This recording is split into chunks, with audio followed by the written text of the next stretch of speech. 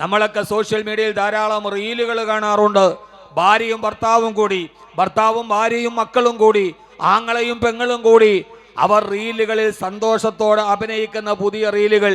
2 മിനിറ്റോ 3 മിനിറ്റോ നീണ്ടു നിൽക്കുന്ന ഒരു റീലുകളിൽ ഭാര്യയും ഭർത്താവും തമ്മിൽ അഭിനയിക്കുന്നത് കാണുമ്പോൾ ആയിരക്കണക്കിന് ലക്ഷക്കണക്കിന് മില്യൺ കണക്കിന് ഫോളോവേഴ്സ് ഉള്ളവർ ഭാര്യ ഭർത്താവിന് പൂച്ചൊണ്ട് കൊടുക്കുന്നു, പൂച്ചന്റെ ഭർത്താവിന് ഭാര്യയ്ക്ക് കൊടുക്കുന്നു, അവരുടെ വെഡിങ് ആനിവേഴ്സറിക്ക് കേക്ക് മുറിക്കുന്നു, അവരങ്ങോട്ടും ഇങ്ങോട്ടും കെട്ടിപ്പുണരുന്നു, അവരെ ലോകത്തിലെ മാതൃകാ ദമ്പതികളായി അടയാളപ്പെടുത്തുന്നു.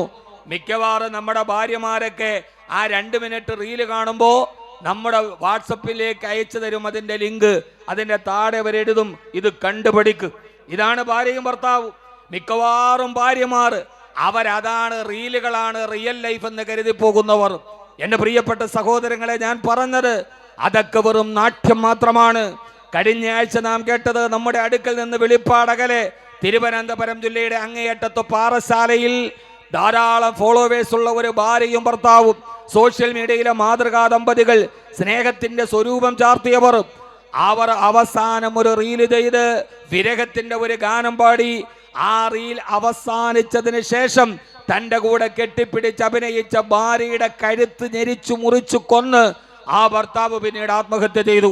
അവർ പോസ്റ്റ് ചെയ്ത റീലുകളുടെ താഴെ മാതൃകാ ദമ്പതികൾ എന്ന് ഫോളോവേഴ്സ് കമന്റ് എഴുതിക്കൊണ്ടിരിക്കുമ്പോൾ ഭാര്യയുടെ മൃതദേഹം വീടിന്റെ ഉള്ളിൽ അഴുകാൻ തുടങ്ങിയിട്ടുണ്ടായിരുന്നു. ഞാൻ പറഞ്ഞു വന്നത്, എന്നെ കേൾക്കാനെത്തുന്ന സഹോദരങ്ങളോട് സഹോദരിമാരോട്, ആധുനിക ജീവിതത്തിന് അത്യാർത്തിയും നാനാർത്തിയും നമുക്ക് സമ്മാനിച്ച സമാധാനമില്ലായ്മയുടെ നടുവിലൂടെ നമ്മൾ നടന്നു പോകുമ്പോൾ എല്ലാത്തിനെയും അവസാനം മരിക്കലാണ് എന്ന് കരുതി അവൻ ആത്മഹത്യയിലോട്ട് കടന്നു പോകുന്ന ഒരു കാലത്ത് യഥാർത്ഥത്തിൽ ഡോക്ടർ ശിഹാബ് ഉമർ പറഞ്ഞതുപോലെ വർദ്ധിച്ചു വരുന്ന ആത്മഹത്യകളുടെ മുമ്പിൽ ഗവൺമെന്റ് കൗൺസിലിംഗ് നടത്തുന്നു, ക്ലാസുകൾ നടത്തുന്നു, മനുഷ്യനെ ജീവിതത്തിൽ പിടിച്ചു നിർത്താൻ പ്രേരിപ്പിക്കുന്നു. യഥാർത്ഥത്തിൽ ജീവിതത്തിൽ നിങ്ങൾ തളർന്നു പോയവരാണോ? ജീവിതത്തിൽ നിങ്ങൾ സങ്കടപ്പെട്ടവരാണോ? ജീവിതം അവസാനിക്കണമെന്ന് ആയുസ്സിൽ ഒരിക്കലെങ്കിലും നിങ്ങൾ ആഗ്രഹിച്ചവരാണോ? എന്നാൽ അല്ലാഹു സുബ്ഹാനഹു വ തആല പറയുന്നത്, ആത്മഹത്യയിൽ നിന്ന് രക്ഷപ്പെടാൻ, ഹൃദയത്തിന് സമാധാനം നൽകാൻ, ജീവിതത്തിന് ലക്ഷ്യബോധമുണ്ടാവാൻ, നിരാശയുടെ പടുകുടിയിൽ നിന്ന് തിരിച്ചു വരാൻ, ജീവിതത്തെ തിരിച്ചു പിടിക്കാൻ അള്ളാഹു പറയുന്നു, നിങ്ങൾക്ക് ഞാനൊരു വലിയ ഒരു അമൃതിനെ തന്നിട്ടുണ്ട്. ആ തന്ന അമൃത് ഏതെന്നറിയുമോ? ലോകത്തിലെ ഏറ്റവും ഭാരമുള്ള സാധനമാണത്. ലോകത്തിലെ ഏറ്റവും ഭാരമുള്ള വസ്തു ഏതാണ്? ഭൂമിയല്ല, ആകാശമല്ല, ഈ കാണുന്ന നക്ഷത്രങ്ങളും ഗാലക്സികളും ഒന്നുമല്ല. ലോകത്തിലെ ഏറ്റവും ഭാരമുള്ള ഒരു വസ്തുവിനെ നിങ്ങൾക്ക് ഞാൻ നൽകിയിട്ടുണ്ട്. ആ ലോകത്തിലെ ഏറ്റവും ഭാരമുള്ള വസ്തു, ഇന്നാ സനുൽഖി അലൈക ഖൗലൻ സഖീല ഇന്ന നാശിയതൽ ലൈലി ഹിയ അശദ്ദു വതാ വഅഖവമു ഖീല. അല്ലാഹു പറയുകയാണ്, ഇന്നാ പ്രവാചകരെ, സനുൽഖി അലൈക ഖൗലൻ സഖീല, ലോകത്തിലെ ഏറ്റവും ഭാരമുള്ള വാക്കുകളെ നിങ്ങൾക്ക് ഞാൻ അവതരിപ്പിച്ചു തരികയാണ്. ഏറ്റവും ഭാരമുള്ള ആ ആയത്തുകളെ നിങ്ങൾക്ക് ഞാൻ അവതരിപ്പിച്ചു തരുമ്പോ ആ ആയത്തുകൾ പാരായണം ചെയ്ത് പാതിരാവിന്റെ നിശബ്ദതയിൽ ഇന്ന നാശിയതൽ ലൈലി യശദ്ദു വഅഖവമു ഖീല, പാതിരാ സമയത്ത് എല്ലാവരും ഉറങ്ങിക്കിടക്കുന്ന സമയത്ത് ലോകത്തിലെ ഏറ്റവും ഭാരമുള്ള ആയത്തുകളെ നിങ്ങൾ പാരായണം ചെയ്ത് പാതിരാ സമയത്ത് ഖുർആൻ ഓതിയിട്ട് നിങ്ങൾ തഹജ്ജുദ് നിസ്കരിച്ചാൽ അതാണ് ഇന്ന നാശിയതൽ ലൈലി, പാതിരാവിലെ നിങ്ങളുടെ ആരാധനകൾ യശദ്ദു വതആ, അത് നിങ്ങൾക്കും മനക്കരുത്തിനെ വർദ്ധിപ്പിക്കുക തന്നെ ചെയ്യും. വഅഖവമു ഖീല, നിങ്ങളുടെ ജീവിതത്തെ പിടിച്ചു നിർത്താൻ പാതിരാവിലെ ഖുർആനിന്റെ പാരായണം മതിയാകുന്നതാണെന്ന് അല്ലാഹുവിന്റെ വിശുദ്ധ ഖുർആൻ. ആത്മഹത്യയിൽ നിന്നുള്ള ഒരേ തിരിച്ചു വരാനുള്ള ഒരു പോംവഴി ഇത് ഖുർആനാണ്. ഇന്ന നാശിയതൽ ലൈലി, ഞാൻ പറഞ്ഞ മനസ്സിലാവണില്ലേ? സമയം കുറവാണ്. അതുകൊണ്ട് തന്നെ ഞാൻ നിങ്ങളോടൊരു വലിയ വഴല് പറയാൻ വേണ്ടി ഒന്നും വന്നതല്ല. പക്ഷേ ജീവിതത്തിൽ സ്വസ്ഥതയില്ലാത്തവരോട്, നിരാശയിലോട്ട് പോയവരോട്, ജീവിക്കണ്ട എന്ന് തോന്നിയവരോട്, മരിക്കണമെന്ന് തോന്നുന്നവരോട് ഖുർആൻ പറയുകയാണ്, നിങ്ങൾക്ക് ജീവിക്കണോ? നിങ്ങൾക്ക് ജീവിക്കണോ? ഖുർആൻ മരണശേഷം പാരായണം ചെയ്യാനുള്ള ഒരു ഗ്രന്ഥം മാത്രമല്ല, പാരായണം ചെയ്യുന്നത് കൊണ്ട് പ്രതിഫലം ലഭിക്കുക തന്നെ ചെയ്യും, അതിൽ തർക്കവുമില്ല. എന്നാൽ ഖുർആൻ മരണശേഷം മാത്രം പാരായണം ചെയ്യാനുള്ളതൊന്നല്ല, അത് ചെയ്താൽ പ്രതിഫലം ലഭിക്കും, തർക്കമില്ല. പിന്നെ ഈ ഖുർആൻ സംസാരിക്കുന്നത് ആരോടാണ്? ഖുർആൻ സംസാരിക്കുന്നത് ജീവിച്ചിരിക്കുന്നവരോടാണ്, ജീവിതത്തിനോടാണ് സംസാരിക്കുക. ലിയുൻദിറ മൻ കാന ഹയ്യാ ലയുൻദിറ മൻ കാന ഹയ്യാ. ഈ ഖുർആനെ ഞാൻ അവതരിപ്പിച്ചത് ജീവിച്ചിരിക്കുന്നവർക്ക് മുന്നറിയിപ്പ് നൽകുവാനാണ്.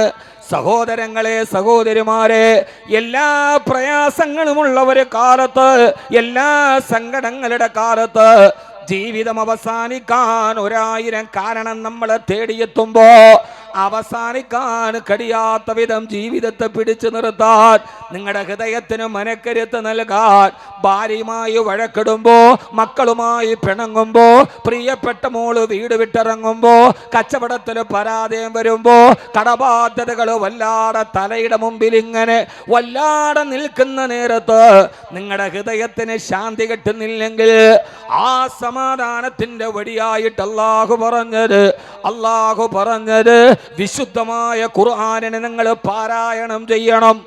വിശുദ്ധ ഖുർആനിനെ നിങ്ങൾ പാരായണം ചെയ്യണം. ആ പാരായണമാണ് ജീവിതത്തെ തിരിച്ചു പിടിക്കാനുള്ള വഴി. അല്ലാഹു നമുക്ക് തൗഫീഖ് നൽകട്ടെ. ആമീൻ പറയും മനുഷ്യന്മാരെ. ഞാൻ വേറൊരു അസ്ട്രോണമിയോ ജോഗ്രഫിയോ ഒന്നും പറയുന്നില്ല. ഏറ്റവും പ്രധാനപ്പെട്ടത് ഖുർആൻ പാരായണം ചെയ്യലാണ്. ഒന്ന് രാത്രിയിൽ, പിന്നെ ഖുർആൻ പാരായണം ചെയ്യേണ്ട 2 സമയമുണ്ട്. ഒന്ന് രാത്രി, ഇന്ന നാശിഅത്തൽ ലൈലി, രാത്രിയിൽ ഖുർആൻ ഓതിയിട്ട് നിങ്ങൾ വല്ലാതെ നിങ്ങൾ ഖുർആൻ ഓതി നിസ്കരിച്ചോളൂ. അപ്പോൾ കിട്ടുന്ന ആത്മവിശ്വാസം, ഒരു സെൽഫ് കോൺഫിഡൻസ് ആ സമയത്ത് ലോകത്ത് വേറൊരാൾക്ക് തരാൻ പറ്റില്ല, ഒരു ക്ലാസ്സിനും തരാൻ പറ്റില്ല. രാത്രിയിൽ എല്ലാവരും ഉറങ്ങി, എല്ലാവരും നിശബ്ദമാണ്. നിരാശയുണ്ടോ ജീവിതത്തിൽ?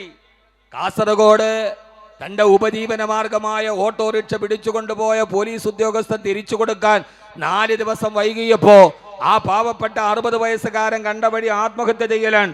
അദ്ദേഹമാണെങ്കിലോ കാസർഗോഡ് ടൗണിലെ പള്ളിയിൽ 5 നേരത്തെ ജമാഅത്തായിട്ട് നിസ്കരിച്ച ആളാ. ഞാൻ അങ്ങനെയൊന്നും ചിന്തിക്കില്ല എന്ന് കരുതണ്ട. എപ്പോഴാ ഇത് കൈവിട്ടു പോണെന്ന് പറയാൻ പറ്റില്ല. അത്രമേൽ ദുർബലമാണ് നമ്മുടെ മനസ്സ്. ഫോൺ പിടിച്ചു വാങ്ങിച്ചപ്പോൾ 17 വയസ്സുകാരൻ കണ്ട മാർഗം ഇറങ്ങിപ്പോയി ആത്മഹത്യ ചെയ്യലാണ്. എല്ലാത്തിൻ്റെയും വഴി, എല്ലാത്തിൻ്റെയും പരിഹാരം അത് ഈ ജീവിതത്തിൽ നിന്ന് ഒളിച്ചോടലാണ് എന്ന് ഞാൻ നിങ്ങളും കരുതുന്നുവെങ്കിൽ വേണ്ട. 2 കാര്യങ്ങൾ. വിശുദ്ധമായ ഖുർആനിനെ പാരായണം ചെയ്യുക. അല്ലാഹു നമ്മുടെ ജീവിതത്തിൽ ഖുർആനിനെ നമ്മളെ അല്ലാഹു കൂട്ടാക്കി തരട്ടെ. വിശുദ്ധ ഖുർആനുമായി ബന്ധപ്പെട്ട ഏറ്റവും പ്രധാനപ്പെട്ട ചില കാര്യങ്ങൾ പറയാണ്. അല്ലാഹുവേ, കുടുംബ ജീവിതത്തിൽ താളം തെറ്റുമ്പോ, ഭാര്യയും ഭർത്താവും തമ്മിൽ പിണങ്ങുമ്പോ, കുടുംബ ജീവിതം ഇല്ലാതാകുമ്പോ, ആ സമയത്തൊക്കെ ഹൃദയത്തിലേക്ക് നിരാശ വരുന്നുവെങ്കിൽ പാതിരാ സമയത്ത് നിങ്ങളുടെ വീടിന്റെ ഉള്ളിൽ നിങ്ങൾ ഖുർആൻ ഓതാൻ കഴിയുമോ പെങ്ങളെ? ആദരവായ പ്രവാചകൻ നബി മുഹമ്മദ് മുസ്തഫ സല്ലല്ലാഹു അലൈഹി വസല്ലമ ഹബീബായ നബി തങ്ങളുടെ മനോഹരമായൊരു രാത്രിയെ കുറിച്ച് ആയിഷ റളിയല്ലാഹു തആല വിവരിക്കുന്നിടത്ത് ആയിഷ റളിയല്ലാഹു തആല പറയാ, ഒരു പാതിരാ സമയത്ത് ഈത്തപ്പന മരത്തിന്റെ ഓല കൊണ്ടുണ്ടാക്കിയ ഞങ്ങളുടെ കുടിലിൽ ഞങ്ങൾ 2 പേരും ചേർന്ന് കിടന്നുറങ്ങുന്ന നേരം ഫലസുക ജിൽദുഹു അലാ ജിൽദി, എന്റെയും ഹബീബിന്റെയും ശരീരം തമ്മിൽ ചേർന്നിരിക്കുന്ന നേരത്ത്, പാതിരാ സമയത്ത് ഞങ്ങൾ ഇങ്ങനെ ഉറക്കത്തിൽ കിടക്കുന്ന നേരം അല്ലാഹുവിന്റെ റസൂല് പാതിരാ സമയത്ത് ഞെട്ടി ഉണർന്നു അത്രേ. എന്നിട്ട് ആയിഷ റളിയല്ലാഹു അൻഹയോട് ചോദിക്കുന്നു, ആയിഷ, പ്രിയപ്പെട്ട ആയിഷ, എന്നെ ശ്രവിക്കുന്ന പ്രിയപ്പെട്ട സഹോദരങ്ങളോട് സഹോദരിമാരോട് ഏറെ പറയാനുള്ള സമയമില്ലെങ്കിലും പ്രവാചക ജീവിതത്തിന്റെ പ്രഫുല്ലമായ പ്രതലങ്ങളിൽ അല്ലാഹു നമുക്ക് നൽകിയ തിരുദൂതരുടെ ജീവിതത്തിന്റെ ഒരു വലിയ ആശയമാണിത്. ഹബീബായ നബി തങ്ങൾ ചോദിക്കുന്ന, ആയിഷ, പാതിരാ സമയത്ത് എനിക്ക് എൻ്റെ അല്ലാഹുവിന്റെ അടുക്കൽ പോയിട്ടും ഇബാദത്ത് ചെയ്യണമെന്ന് ആഗ്രഹമുണ്ട്, നീ എനിക്ക് അനുവാദം തരുമോ ആയിഷ? പാതിരാ സമയത്ത് പടച്ചവന്റെ മുമ്പിൽ നിസ്കരിക്കാൻ പോകുമ്പോ സഹധർമ്മിണിയോട് അനുവാദം ചോദിക്കുന്ന തിരുദൂതരെ നിങ്ങൾക്കറിയുമോ? കാരണം രാത്രി നമ്മുടെ ഇണകൾക്ക് അവകാശപ്പെട്ടതാണ്.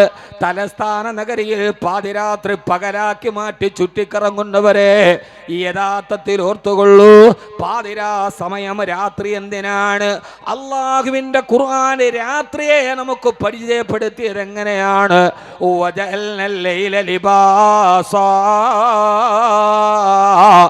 രാത്രിയെ നിങ്ങൾക്ക് ഞാൻ വസ്ത്രമാക്കി തന്നിരിക്കുകയാണ്. മൂടി പുതച്ച് ഉറങ്ങേണ്ട സമയമാണ് രാത്രി. അള്ളാഹു നൽകിയ ഘടനകൾക്ക് വിപരീതമായി പോയാൽ അത് നമ്മുടെ ആരോഗ്യത്തെ ബാധിക്കുമെന്നുള്ളത് പുതിയ കണക്കുകളാണ്. പകൽ രാത്രി ഉറങ്ങാനുള്ളതാണ്. പകലുകൾ ജീവിതത്തിന്റെ ഉപജീവന മാർഗത്തിന് വേണ്ടിയാണ്. ഇത് പടച്ചവന്റെ തർത്തീബാണ്. ഇത് ലോകരക്ഷിതാവ് നിയമിച്ച ക്രമമാണ്. അതിനെ വല്ലാതെ മറികടന്നാൽ നിങ്ങളുടെ ആരോഗ്യത്തെ അത് ബാധിക്കുമെന്ന് പഠനങ്ങൾ പറയുന്നുണ്ട്. ഞാൻ കടക്കുന്നില്ല. അതുകൊണ്ട് രാത്രി സമയത്ത് സഹധർമ്മിണിക്ക് അവകാശപ്പെട്ടപ്പോ ഹബീബായ നബി തങ്ങൾ ചോദിച്ചു, ആയിഷ, ഞാൻ എൻ്റെ റബ്ബിനൊന്ന് ഇബാദത്ത് ചെയ്യാൻ പോയിക്കൊള്ളട്ടെയോ? ഹബീബായ നബി തങ്ങളെ രാത്രി എഴുന്നേറ്റ് തന്നോട് ഈ ആവശ്യം ചോദിച്ചപ്പോ ആയിഷ റളിയല്ലാഹു തആല ബുദ്ധിമതിയാണ്. ഈ നിരീശ്വരവാദികൾ രവിചന്ദ്രൻ പറയുന്നത് പോലെ പക്വതയില്ലാത്ത കളിപ്രായമല്ല, അത് കന്യകയുടെ ചാബല്യമല്ല, അത് തളിരിമയുടെ ആഗ്രഹങ്ങളല്ല. ആ സമയത്ത് തന്റെ ഭർത്താവിനെ തന്നോട് അനുവാദം ചോദിച്ചിട്ടൊരു ആഗ്രഹം നടക്കണമെന്ന് തോന്നിയപ്പോ ബുദ്ധിമതിയായ ആയിഷ റളിയല്ലാഹു അൻഹ ചോദിച്ചു, യാ റസൂലല്ലാഹ്, അങ്ങും അങ്ങയുടെ രക്ഷിതാവും തമ്മിലുള്ള ബന്ധത്തിന് ഞാൻ എന്തിന് തടസ്സം നിൽക്കണം? സഹോദരാ സഹോദരി, ഞാൻ ഈ പറയുന്നത് എവിടെയെന്നറിയോ? നമുക്കിന്ന് വലിയ മുഗൾരാജ വംശത്തിന്റെ ശില്പചാതുരിയെ തോൽപ്പിക്കുന്ന വീടുകളുണ്ട്. ഒരു കൊതുകിന് പോലും കയറി വരാത്ത വിധത്തിലുള്ള ശീതീകരിച്ച റൂമുകളുണ്ട്. ഭാര്യയും ഭർത്താവും ഏറ്റവും വലിയ കട്ടിലിൽ കിടക്കുമ്പോഴും ശരീരം തമ്മിലേ അടുപ്പമുള്ളൂ.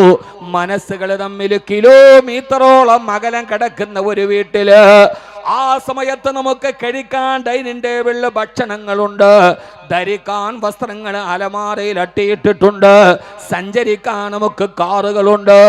എന്നാ പോലും സമാധാനത്തോടെ ഒരു ദിവസം ഉറങ്ങാൻ കഴിയാത്ത നമ്മുടെ മാളികകൾ എന്തിന്? 3 മാസത്തിലൊരിക്കൽ ഈത്തപ്പഴം കടിച്ചു വിശപ്പൊടുക്കിയ 8 മുഴം നീളവും 10 മുഴം വീതിയുമുള്ള ഈത്തപ്പന മരത്തിന്റെ ഓലകൾ വെച്ചും മെടഞ്ഞുണ്ടാക്കിയ ആകാശത്തും മഴ പെയ്താൽ മഴവെള്ളം മുഴുവനും മേക്കൂരയിലൂടെ താഴെ വീടുന്ന കൊച്ചുകുടിലില് ഒരു ഭാര്യയും ഭർത്താവും എങ്ങനെയാണ് സമാധാനത്തോടെ ദിനരാത്രങ്ങളെ തള്ളി നീക്കിയിടുന്ന ഹബീബിന്റെ ജീവിത ചരിത്രത്തെ പഠിക്കുക. അള്ളാന്റെ റസൂലിനോട് ഇത് പറഞ്ഞിട്ട് ആയിഷ റളിയല്ലാഹു തആലയോട് അനുവാദം വാദിച്ച് അള്ളാന്റെ റസൂല് വീട്ടിൽ നിന്ന് തഹജ്ജുദിന് എഴുന്നേൽക്കുമ്പോ ആയിഷ റളിയല്ലാഹു തആല പറയുന്നു, യാ റസൂലല്ലാഹ്, ലീ ഇലൈക ഹാജ, ഇപ്പോൾ നിങ്ങളെ കൊണ്ട് എനിക്കൊരാവശ്യമുണ്ട് നബിയേ. ഭർത്താവ് അനുവാദം ചോദിച്ചു പോകുന്ന നേരത്ത്, സന്തോഷത്തോടെ പോകുന്ന നേരത്ത് താൻ ചോദിക്കുന്നത് തരുമെന്നുറപ്പുള്ള ഭാര്യ, ഭർത്താവിന് സന്തോഷമുള്ള നേരത്താണല്ലോ ഭാര്യമാര് പ്രധാനപ്പെട്ട ആവശ്യം ചോദിക്കുക. അല്ലാതെ കലിതുള്ളിയ നേരത്തൊരു ബുദ്ധിമതിയായ പെണ്ണ് ഭർത്താവിനോടൊന്നും ചോദിക്കില്ല. പാതിരാ സമയത്ത് സന്തോഷത്തോടെ പള്ളിയിലോട്ട് പോകുമ്പോ ആയിഷ റളിയല്ലാഹു അൻഹ ചോദിക്കുന്നുണ്ട്, യാ റസൂലല്ലാഹ്, വലി ഇലൈക ഹാജ, എനിക്ക് നിങ്ങളെ കൊണ്ടൊരാവശ്യമുണ്ട് നബിയേ. അല്ലാഹുവിന്റെ റസൂല് പറഞ്ഞു, ചുരുക്കി പറയാൻ ഞാൻ വളരെ പ്രധാനപ്പെട്ട ഒരു സംഭവമാണിത്. ആയിഷ ചോദിച്ചോളൂ. രണ്ടാമതും പറഞ്ഞു, നബിയേ, വലി ഇലൈക ഹാജ, എനിക്ക് നിങ്ങളോടൊരു വലിയ കാര്യം ആവശ്യപ്പെടാനുണ്ട്. ആയിഷ ചോദിച്ചോളൂ എന്ന് ഹബീബായ നബി സല്ലല്ലാഹു അലൈഹി വസല്ലം സുസ്മേര വദനനായി മറുപടി പറയുമ്പോ നിങ്ങളൊന്ന് ആലോചിച്ചു നോക്ക്. പാതിരാ സമയത്ത് ഭർത്താവ് സന്തോഷത്തോടെ ഇരിക്കുന്ന നേരത്ത് ഒരു 17 വയസ്സുകാരി പെണ്ണ്, ഹബീബായ നബി തങ്ങൾ വഫാത്താകും ആയിഷ ബീവിയുടെ വയസ്സ് 18 വയസ്സാണ്. ഒരു 17 വയസ്സുകാരി പെണ്ണ് തന്റെ ഭർത്താവിനോട് ആവശ്യപ്പെടുന്ന ഏറ്റവും പ്രധാനപ്പെട്ട ഒരു കാര്യമേതെന്ന് നിങ്ങൾ നിങ്ങളുടെ മനസ്സിലൊന്ന് ചിന്തിച്ചു നോക്ക്. ഇന്നത്തെ കൗമാരപ്രായത്തിന്റെ ആട്ടവും പാട്ടവും അഭിലാഷവും വെച്ച് നിങ്ങളൊന്ന് മനസ്സിലൊന്ന് ആലോചിച്ചു നോക്ക്. മൂന്നാമതും പറഞ്ഞു, യാ റസൂലല്ലാഹ്, നബിയേ വലിയിലേക്ക് ഹാജ, എനിക്ക് അങ്ങയോടൊരാവശ്യം പറയാനുണ്ട് നബിയെ. പറയായിഷ എന്ന് പറയുമ്പോ 17ന്റെ പക്വതയും മറക്കുന്ന രീതിയിൽ ആയിഷ റളിയല്ലാഹു തആല ചോദിച്ച ചോദ്യം, യാ റസൂലല്ലാഹ്, അങ്ങ് അല്ലാഹുവിനോട് നിസ്കരിക്കാൻ പോവുകയല്ലേ? ഉദ്ഉല്ലാഹലി ഉദ്ഉല്ലാഹലി ഉദ്ഉല്ലാഹ അയ്യഗ്ഫറലി. ഈ ആയിഷയുടെ പാപങ്ങളെല്ലാം പുറത്തു തരാൻ, ആയിഷയുടെ പാപങ്ങളെല്ലാം പുറത്തു തരാൻ അല്ലാഹുവിനോടൊന്ന് ദുആ ചെയ്യുമോ? അതുമാത്രം ഈ സമയത്ത് നിങ്ങൾ എനിക്ക് വേണ്ടി ചെയ്താൽ മതിയെന്ന് നമ്മുടെ പ്രിയപ്പെട്ട ഉമ്മുന ആയിഷ റളിയല്ലാഹു തആല അൻഹാ വേറെ ഒരാഗ്രഹങ്ങളില്ല, വേറെ ഒരു പ്രശ്നങ്ങളില്ല. 17ാമത്തെ വയസ്സിൽ ഇസ്തിഗ്ഫാറിനെ കുറിച്ചോത്ത് ആകുലപ്പെടുന്ന എത്ര പെൺകുട്ടികൾ നമ്മുടെ സമൂഹത്തിലുണ്ട്. യാ റസൂലല്ലാഹ്, എനിക്ക് വേണ്ടി ഒന്നൊന്ന് ദുആ ചെയ്യുമോ? തിരുദൂതര് അതിനേക്കാൾ വലിയ ഭർത്താവാണത്. ആ സമയത്ത് തന്റെ പ്രിയപ്പെട്ട ഭാര്യയുടെ മുമ്പിൽ നിന്ന് ആകാശത്തേക്ക് കൈകൾ ഉയർത്തിയിട്ട് ഹബീബായ നബി തങ്ങൾ ദുആ ചെയ്തു, അല്ലാഹുവേ, അല്ലാഹുമ്മ ഗ്ഫിർ ലി ആയിഷ, അല്ലാഹുമ്മ ഗ്ഫിർ ലി ആയിഷ, അല്ലാഹുവേ, എൻ്റെ ആയിഷയ്ക്ക് പുറത്തു കൊടുക്കണേ, എൻ്റെ ആയിഷയുടെ പാപങ്ങളും മാപ്പാക്കി കൊടുക്കണേ.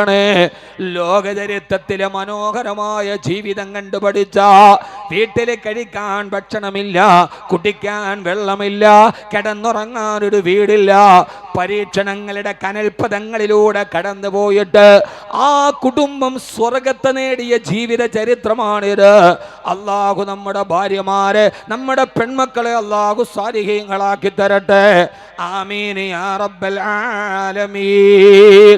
ആയിഷ ബീവിക്ക് ചോദിക്കാൻ ധാരാളം ആവശ്യങ്ങളുണ്ട്, പരിമിതികളുണ്ട്, പട്ടിണികളുണ്ട്.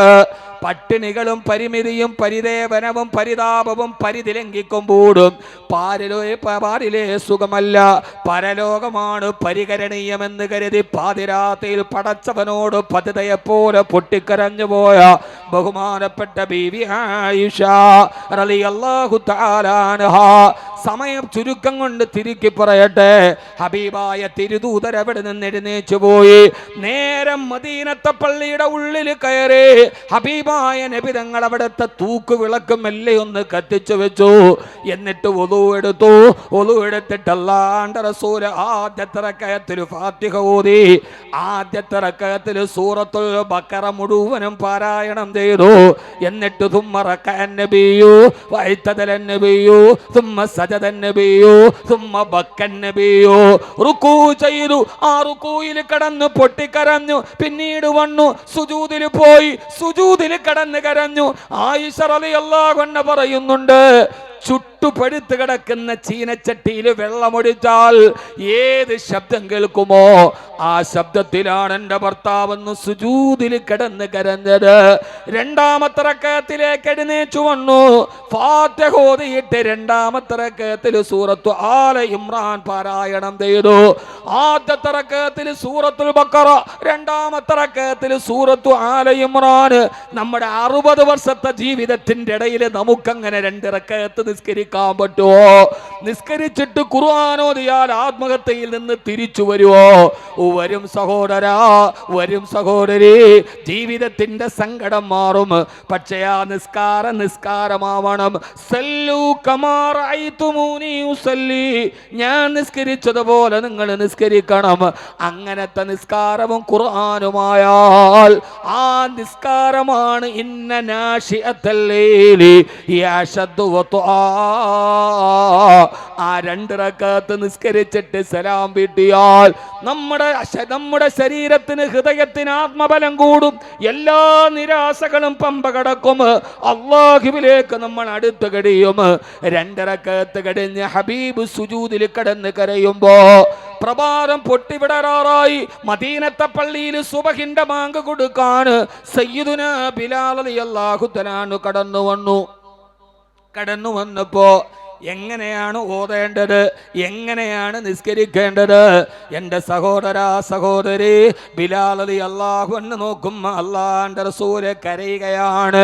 മല്ലദീ യബ്കാക യാ റസൂലല്ലാഹ്, എന്തിനാണ് നബി അങ്ങ് കരയുന്നത്? എന്തിനാണ്? അല്ലാഹുവിൻ്റെ റസൂൽ പറഞ്ഞു, ബിലാലെ എങ്ങനെയാണ് കരയാതിരിക്കുക? ഇന്നലെ രാത്രിയിൽ ഞാൻ എൻ്റെ വീട്ടിൽ കിടന്നുറങ്ങുമ്പോ ആകാശ ലോകത്ത് നിന്ന് ജിബ്രീൽ അലൈഹിസ്സലാത്തു വസ്സലാം വന്ന് വിശുദ്ധ ഖുർആന്റെ ആയത്തുകൾ എനിക്ക് അവതരിപ്പിച്ചു തന്നു. ആ ആയത്ത് കേട്ടിട്ട് പിന്നെ എനിക്ക് ഉറങ്ങാൻ കഴിഞ്ഞില്ല. ഇവിടെ ആയത്ത് കേട്ടാൽ പിന്നെ ഉറങ്ങാൻ കഴിയരുത്. ആ ആയത്ത് കേട്ടു. സമയം വളരെ കുറവാണ്, 45 മിനിറ്റ് എനിക്കുള്ളത്. ആയത്ത് കേട്ടിട്ട് പിന്നെ ഉറക്കമില്ല. ഈ ഏതാണ് ആയത്തെന്നറിയോ? സൂറത്തുൽ ബഖറയുടെ ആയത്താണത്. എന്നിട്ട് ബിലാൽ റളിയല്ലാഹു അൻഹുവിന് ആയത്തുകൾ ഓതി കൊടുത്തു. ഇന്ന ഫീ ഖൽഖിസ് സമാവാതി വൽ അർളി വഖ്തിലാഫിൽ ലൈലി വന്നഹാരി ലആയാതിൻ ലിഉലിൽ അൽബാബ് الذين يذكرون الله قياما وقعودا وعلى جنوبهم ويتفكرون في خلق السماوات والأرض ربنا ما خلقت هذا باطلا സുബ്ഹാനക ഫഖിനാ അദാബന്നാർ. ഇന്ന ആയത്തിന്റെ അർത്ഥം മാത്രം ഒന്ന് ഞാൻ വെറുതെ ഓടിച്ചു പറയാം. സഹോദര സഹോദരി, ചെറുപ്പക്കാരാ, മനസ്സിലാക്ക്. അല്ലാഹുവിന്റെ ഖുർആനിനെ ഓതേണ്ട രീതിയിൽ നിങ്ങളൊന്നോട്. ഇന്ന് രാവിലെ നമ്മൾ ഫേസ്ബുക്ക് എത്ര കണ്ടു, ഇൻസ്റ്റാഗ്രാം എത്ര കണ്ടു, ഇന്ന് നമ്മൾ സോഷ്യൽ മീഡിയയിൽ എന്തൊക്കെ നമ്മൾ വായിച്ചു.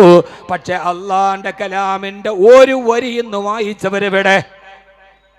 അള്ളാഹുവിന്റെ കലാമിന്റെ 2 ആയത്തുകൾ പാരായണം ചെയ്തവരെത്ര പേരുണ്ട്? വാട്സപ്പ് എടുത്തു നോക്കിയാൽ അവസാനം നോക്കിയ ലാസ്റ്റ് സീൻ 5 minutes ago. ഫേസ്ബുക്കിലേക്ക് നോക്കിയാൽ ലാസ്റ്റ് സീൻ 10 minutes ago. ഇൻസ്റ്റയിൽ നോക്കിയാൽ 5 minutes ago.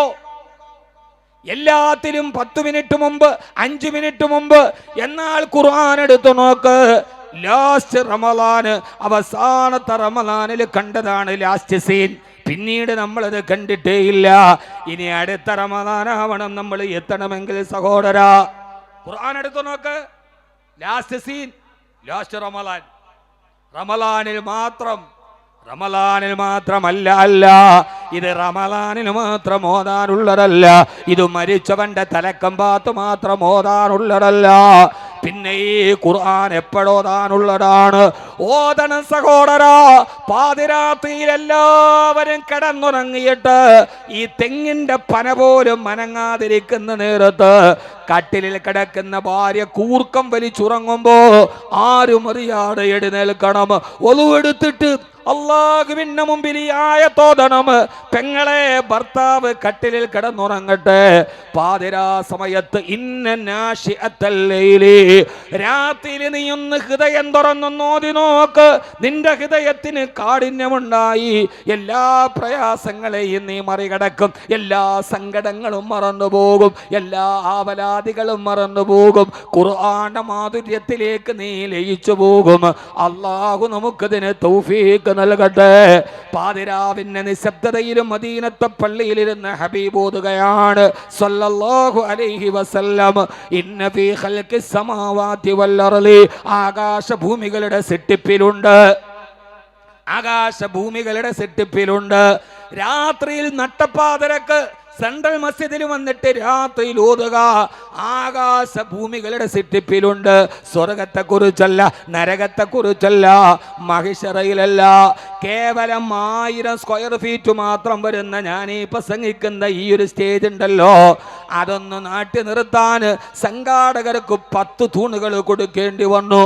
പക്ഷേ ഞാനൊന്ന് ചോദിക്കട്ടെ, ഈ പ്രപഞ്ചത്തെ മുഴുവനും ചൂഴ്ന്നു നിൽക്കുന്ന 7 ഭൂഖണ്ഡങ്ങളെ, അറ്റ്ലാന്റിക്കിന്, ആർട്ടിക്കിന്, ഇന്ത്യൻ മഹാസമുദ്രത്തെ, അറബിക്കടലിന്, പസഫിക് മഹാസമുദ്രത്തെ, 7 ഭൂഖണ്ഡങ്ങളെ, ഏഷ്യയെ, യൂറോപ്പിനെ, ആഫ്രിക്കൻ വൻകരയെ, ഈ കാണുന്ന സഹാറ മരുഭൂമിയെ, ആമസോൺ കാടുകളെ, ഇന്ത്യ രാജ്യമടക്കമുള്ള എത്രയെത്ര രാജ്യങ്ങളെ, ഇതിനെയെല്ലാം മേലാ പൊരുക്കി വെച്ചിരിക്കുന്ന ഈ കാണുന്ന ജീവജാലകങ്ങൾക്ക് തണലേകുന്ന ആകാശമെന്ന മേൽക്കൂരയില്ലേ, ആ മേൽക്കൂരയെ താങ്ങി നിർത്തിയിരിക്കുന്നവരാരാ? സഹോദര, ശൂന്യതയിൽ നിന്ന് ഭസ്മമെടുക്കുന്ന ദൈവങ്ങളാണോ? മനുഷ്യാവതാരങ്ങളാണോ? യുക്തിവാദികളാണോ? ആരാണ് ഈ ആകാശത്തെ താങ്ങി നിർത്തിയത്? മറുപടി പറയാൻ കുശുദ്ധ ഖുർആനെ കഴിയോ? അല്ലാഹുല്ലദീ റഫഅ സമാവാതി ബിഗൈരി അമദിൻ തറൗനഹാ. നിങ്ങൾക്ക് നോക്കിയാൽ കാണാൻ കഴിയാത്ത തൂണുകൾ കൊണ്ട് ഈ ആകാശത്തെ താങ്ങി നിർത്തിയിരിക്കുന്നത് ഞാനാണ്. രാപ്പകലുകളുടെ വ്യതിയാനങ്ങളിലുണ്ട്. രാത്രി വരേണ്ട സമയത്ത് പകല് വരില്ല, സൂര്യൻ ഉദിക്കേണ്ട സമയത്ത് ചന്ദ്രൻ വരികയില്ല, ചന്ദ്രന്റെ സമയത്ത് സൂര്യൻ വരികയില്ല. ആരാണിതിനെ നിയന്ത്രിക്കുന്നതാരാ? ജോ ചാന്ദ് സൂരജ് ബേപാഗ് താരേ കഹത്തെ ഹെ മുജ്സേ സാരേ സാരേ അൽ ഹുക്മു ലില്ലാഹ് വൽ മുൽക്കു ലില്ലാഹ്.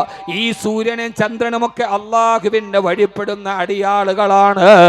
ഇങ്ങനെ രാത്രിയിലൂടെ ചിന്തിച്ചു കഴിഞ്ഞാൽ ആകാശ ഭൂമികളുടെ വലിപ്പത്തെക്കുറിച്ച് ചിന്തിക്കുമ്പോ സമയമില്ലല്ലോ സഹോദരാ. ഇതിന്റെ ഈ സിട്ടിപ്പിന്റെ മഹിമയെ കുറിച്ച് ചിന്തിക്കുമ്പോ ആ സമയത്തവൻ പറയും അല്ലാഹുവിനോട്, അല്ലാഹുവേ റബ്ബനാ മാ ഖലഖത ഹദാ ബാതിലാ. അല്ലാഹുവേ, അല്ലാഹുവേ ഇതൊന്നും നീ വെറുതെ സൃഷ്ടിച്ചതല്ല റബ്ബേ. അടുത്ത വാക്കാണ് പ്രധാനപ്പെട്ടത്. സുബ്ഹാനക ഫഖിനാ അദാബന്നാർ. പടച്ചവനെ, നരകത്തിൽ നിന്ന് എന്നെ കാക്കണേ അല്ലാഹ്, നരകത്തിൽ നിന്ന് എന്നെ കാക്കണയല്ല.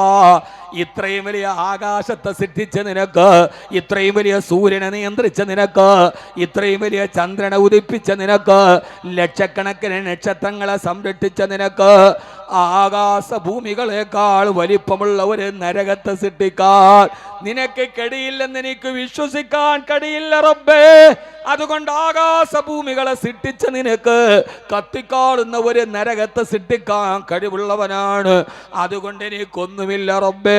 അഹമ്മദ് കബീറിന്റെ കയ്യിലൊന്നുമില്ല, നിസ്കാരമില്ല, നോമ്പില്ല, ഇബാദത്തില്ല. അതുകൊണ്ട് അല്ലാഹുവേ, പാതിരാ സമയത്ത് നിന്നോട് ഞാൻ പറയുകയാണ്, സുബ്ഹാനക ഫഖിനാ അദാബന്നാർ. നിന്നെ അനുസരിക്കാത്തതിന്റെ പേരിൽ നാളെ നീ എന്നെ നരകത്തിലോട്ട് വലിച്ചെറിയല്ലേ അല്ലാഹ്. ഇതാണ് ഹബീബായ നബി തങ്ങളുടെ ഒരു രാത്രിയെങ്കിൽ എൻ്റെ സഹോദരങ്ങളോട്, സഹോദരിമാരോട്, ഖുർആൻ ഓതേണ്ട സമയം നിസ്കാരത്തിന് തൊട്ടു മുമ്പ് മാത്രമല്ല, അതൊക്കെ നമ്മുടെ ഇബാദത്താവട്ടെ. രാത്രിയിൽ ഖുർആൻ ഓതുക, അത് ഹൃദയത്തിന് വലിയ സന്തോഷം നൽകും. അല്ലാഹു നമുക്കത് നൽകി അനുഗ്രഹിക്കട്ടെ. ആമീൻ യാ റബ്ബൽ ആലമീൻ. രാത്രിയിൽ ഓതുക. നമ്മൾ നിസ്കാരത്തിന് മുമ്പ് ഓതും, നിസ്കാരത്തിന് ശേഷം ഓതും, ളുഹാ നിസ്കരിച്ചിട്ട് ഓതും, ഒക്കെ ശരിയാണ്. പക്ഷേ നമ്മുടെ ജീവിതത്തിൽ നമ്മളെ പിടിച്ചു നിർത്തുന്ന ഒരിക്കലും നിരാശ ഉണ്ടാവില്ല, ഒരിക്കലും മനസ്സിന് വേദന ഉണ്ടാവില്ല. എൻ്റെ പ്രിയപ്പെട്ട സഹോദരിമാരെ, എത്രയോ ആളുകൾ പറയാറുണ്ട്, ഉസ്താദേ ജീവിതത്തിൽ ഒരു സമാധാനം ഇല്ല, ഒരു സമാധാനം ഇല്ല. ആ സമാധാനം കിട്ടാനുള്ള ഏറ്റവും പ്രധാനപ്പെട്ട വഴി നമ്മുടെ ഈ മനസ്സിൻ്റെ ഒരു ദൗർബല്യം ഉണ്ടല്ലോ, പെട്ടെന്ന് ചിന്തിക്കുക. എത്ര ആളുകളാണ് ഇബാദത്തുള്ളവർ, നിസ്കാരമുള്ളവർ, അറിയപ്പെട്ട ആളുകൾ. നമ്മൾ തന്നെ ചോദിക്കുന്നു എങ്ങനെ? അടുത്ത സമയത്ത് ഇന്ത്യൻ രാഷ്ട്രീയത്തിൽ അറിയപ്പെട്ട ഒരു മനുഷ്യൻ ആത്മഹത്യ ചെയ്തു.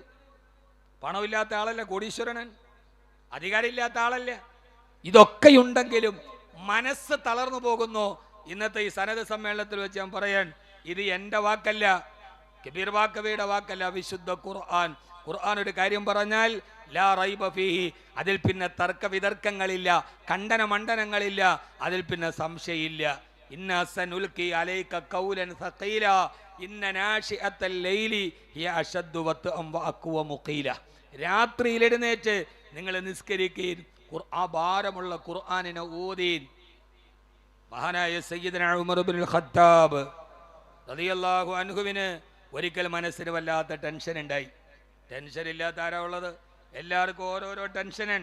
ഈ അടുത്ത സമയത്ത് ഒരു സഹോദരി എന്നോട് പറഞ്ഞു, ഉസ്താദേ എല്ലാം ഉണ്ട്, സമ്പത്തുണ്ട്, ആരോഗ്യമുണ്ട്, കാറുണ്ട്, എല്ലാം ഉണ്ട്, പക്ഷേ ഈ എൻ്റെ ഭർത്താവ് അയാൾ എന്നോട് മനസ്സോർന്ന് സംസാരിക്കൂല. എൻ്റെ ജീവിതത്തിലെ വലിയ ടെൻഷനാണ്, അയാൾക്ക് എന്നെ വേണ്ട, അയാൾക്കെല്ലാം ഉണ്ട്, പക്ഷെ എൻ്റെ അടുത്ത് വന്നാൽ വലിയ ബിസിനസ്സുകാരനാണ്. ആ സമയത്ത് അയാൾ രാത്രി കിടക്കാൻ നേരത്ത് ഞാൻ പോയിരുന്നിട്ട് അയാളെ എത്ര ശല്യപ്പെടുത്തി എന്നോട് മനസ്സോർന്ന് സംസാരിക്കില്ല, മൂപ്പിലങ്ങനെ ചിന്തിച്ച് കിടക്കും. എനിക്കാകെ നിരാശയാണ്. എല്ലാം ഉണ്ട്, ആ പെണ്ണിൻ്റെ ഒരേ ഒരു നിരാശ, ഭർത്താവ് മനസ്സോർന്ന് സംസാരിക്കാത്തതാണ്. ഓരോരുത്തർക്കും ഓരോ പ്രശ്നം. ചിലർക്ക് പണം ഇല്ലാത്തതിൻ്റെ പ്രശ്നം, ചിലർക്ക് പണം ഉള്ളതിൻ്റെ പ്രശ്നം. എൻ്റെ പൊന്ന് സഹോദരങ്ങളെ, ഞാൻ ആ സ്ത്രീയോട് പറഞ്ഞു ഇത്രയൊക്കെ കിട്ടിയിട്ട് അയാൾ സംസാരിച്ചോളൂ. അപ്പോൾ അയാൾ എന്നോട് പറയാണ്ട്, പൊന്നുസ്താറെ രാത്രി കിടക്കുമ്പോൾ നാളത്തെ ബിസിനസ്സിൻ്റെ 1000 പ്രശ്നങ്ങളാണ്. അപ്പോൾ ചില സമയത്ത് ഞാൻ എന്തെങ്കിലും ചിന്തിച്ച് കിടക്കും. അതുപോലും അക്സെപ്റ്റ് ചെയ്യാൻ കഴിയാത്ത രീതിയിൽ പ്രശ്നങ്ങളെ നമ്മളായിട്ട് ഉണ്ടാക്കാൻ അങ്ങനെ അവരോട് പറഞ്ഞു, ഉപദേശിച്ചു വിട്ടു. രാത്രിയിൽ ഒരു ഭാര്യയും ഭർത്താവും ഒന്നിച്ച് കിടക്കുമ്പോൾ രണ്ടുപേരുടെ ഈ ചിന്തകൾ തമ്മിൽ വ്യത്യസ്തമാണ്. പക്ഷെ ഭാര്യയ്ക്കത് ഫീൽ ചെയ്യുന്ന വേറെ രീതിയിലാണ്. കുടുംബജീവിതം വലിയ പ്രശ്നമാണ്, അതൊരു വലിയ അഭ്യാസമാണ്. ഖുർആൻ പറയുന്നതായിട്ട് അങ്ങനെ അന്തം വിട്ടു. ഞാൻ ചില പറഞ്ഞുതരാം. അപ്പോൾ നമ്മൾ ഖുർആനിനെ വല്ലാതെ സ്നേഹിക്കുക. ഒരു ഭർത്താവ് കിടക്കുക, ഭാര്യയും കിടക്കാണ് രാത്രിയിൽ. ഭാര്യയുടെ ചിന്ത എന്തായിരിക്കും? രാത്രിയിലെല്ലാം കഴിഞ്ഞ് വന്ന് ഒതുവൊക്കെ എടുത്ത് നന്നായിട്ട് കിടന്ന് ഉറങ്ങാൻ പോവാണ്. ആ സമയത്ത് ഭാര്യയുടെ ചിന്ത എന്താ? സ്ത്രീകളുടെ ചിന്ത എന്താവും? നാളെ രാവിലെ ദോശയുടെ മാവ് നന്നായിട്ട് പുളിച്ചിട്ടുണ്ടോ? നന്നായിട്ട് പുളിച്ചാൽ ദോശ ഉണ്ടാക്കിയില്ലെങ്കിൽ ഇഡ്ഡലി ഉണ്ടാക്കാം. ഉച്ചയ്ക്ക് മുളകിട്ട മീൻകറി വേണോ, അതെല്ലാം മുരിങ്ങക്കായിട്ട് മീൻകറി വേണോ, ഭർത്താവിന് ചപ്പാത്തി വേണോ, ഉരട്ടി വേണോ? അവരുടെ ചിന്ത അവരിൽ കൈകാര്യം ചെയ്യുന്നൊരു ലോകത്തെ ചുറ്റിപ്പറ്റിയാണ്. അപ്പുറത്തിരിക്കുന്ന ഭർത്താവോ, നാളെ ചെക്ക് കൊടുത്തിട്ടുണ്ട്, 4 ലക്ഷം രൂപ അക്കൗണ്ടിൽ വരണം. എങ്ങനെ വരും? മോൻ്റെ ഫീസ് അടയ്ക്കാൻ സമയമായി. കടയ്ക്കാണെങ്കിലോ മുനിസിപ്പാലിറ്റി പൊളിക്കാൻ പറഞ്ഞിട്ടുണ്ട്, അത് പൊളിച്ചാൽ ഞാൻ എങ്ങനെ ജീവിക്കും? ജീവിതത്തെ കാർന്നു തിന്നുന്ന ചിന്തകളിൽ ആ മനുഷ്യൻ അസ്വസ്ഥനായിട്ട് കിടക്കാൻ. അപ്പോൾ അടുത്തടുത്ത് കിടക്കുമ്പോൾ രണ്ടുപേരുടെ ഈ ചിന്തകൾ തമ്മിൽ വ്യത്യസ്തമാണ്. ആ ചിന്തകളെ പോലും നമ്മുടെ കുടുംബത്തെ ബാധിക്കുന്ന രീതിയിൽ നമ്മുടെ ചിന്തകൾ മാറിക്കഴിഞ്ഞു. പണ്ടൊന്നും നമ്മൾ ഇത്രയും ചിന്തിക്കുന്ന ആളുകളല്ല, ആണോ? അതെന്താ തുറച്ചു നോക്കണ്? പണ്ടൊക്കെ നമുക്ക് ഇത്രയേറെ ടെൻഷൻ ഉണ്ടാ, ഇത്രയും ചിന്തയുണ്ടോ? ഒന്നുമില്ല.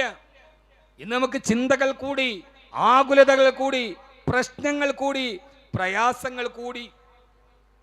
പണ്ട് മോൻ കള്ളു കുടിക്കുന്നുണ്ടോ എന്ന് നാട്ടിലെ കള്ള് ഷാപ്പിന്റെ മുമ്പിൽ നോക്കിയാൽ മതി. ഇന്ന് മോൻ കള്ളു കുടിക്കുന്നുണ്ടോ എന്ന് എവിടെയൊക്കെ നോക്കണം? അവൻ എവിടെയെങ്കിലും പോകണുണ്ടോ എന്ന് ആ സ്ഥലത്ത് തിരഞ്ഞാൽ മതി. 4 ക്യാമറ കണ്ണുകളുമായിട്ട് നിന്നാലും മക്കളെ നിയന്ത്രിക്കാൻ കഴിയാത്ത വലിയൊരു ടെൻഷനിലേക്ക് നമ്മൾ മാറി. നമ്മുടെ കുടുംബജീവിതം വല്ലാതെ പ്രയാസങ്ങളിലായി. അള്ളാഹു നമ്മുടെ കുടുംബജീവിതത്തെ നന്നാക്കി തരട്ടെ.